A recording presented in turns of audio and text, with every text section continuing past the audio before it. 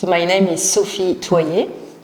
I work as an economist, specialized mostly in agricultural and environmental policies.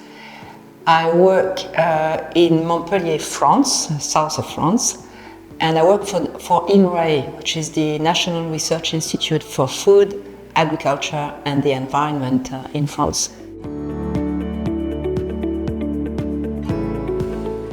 Because economics runs the world, but basically I think I really had an interest in trying to understand how societies evolve and what's the role of markets, profit, the search for profit, and how this has an impact on how we live, the environment, natural environment.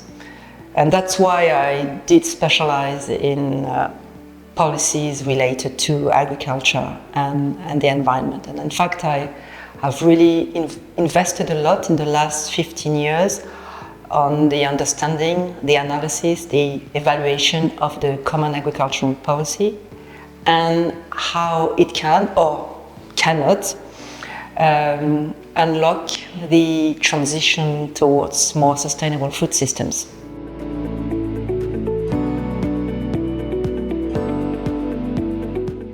I was interested in taking pollinators as a kind of emblematic species that, it's not one species, but a group of species that can be a showcase for protecting biodiversity in the agricultural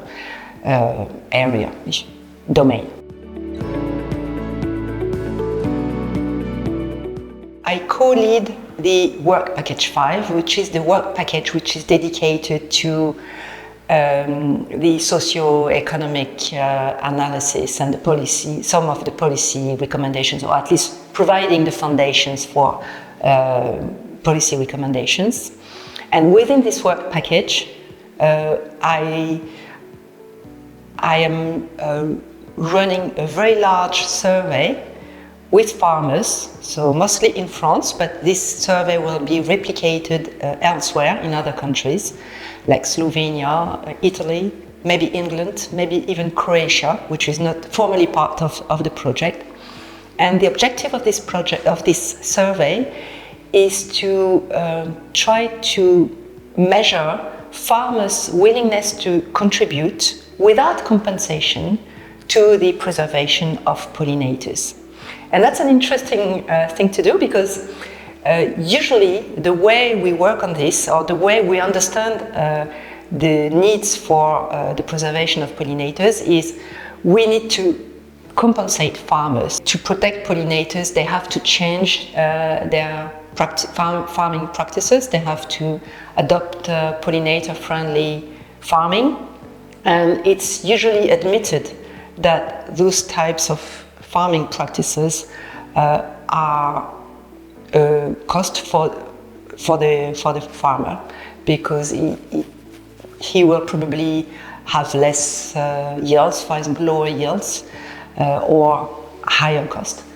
And in fact, we make the assumption that farmers also have a willingness to protect pollinators for economic reasons, because they understand to some extent that pollinators help them with producing food, but also because they are citizens like anybody else, and they care, some of them at least, care for pollinators.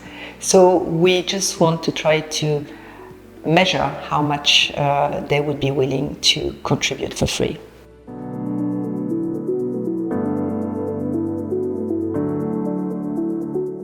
Pollinator-friendly agriculture means that it can be the first step, and a very important one, towards the transition for more sustainable food systems.